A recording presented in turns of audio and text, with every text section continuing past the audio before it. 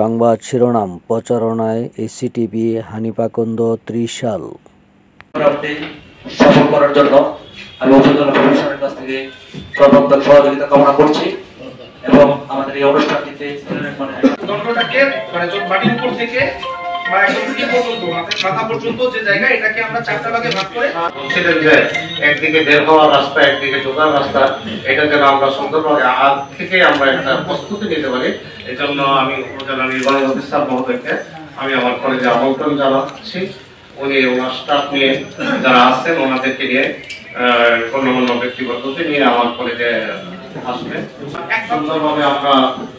আমাদের যাতায়াত করতে পারি ভিতরে সেটা সুশৃঙ্খল ভাবে যাতে হয় এই জন্য আমি উপজেলা নির্বাহী অফিসার মহোদয় আপনাদের যাদের সামনে নাস্তা দেওয়া হয়েছে একটু সবাই আমরা নাস্তা নিতে কথা বলি কথা বলে আমাদের ইউএইচ এফপি মহোদয় আছেন।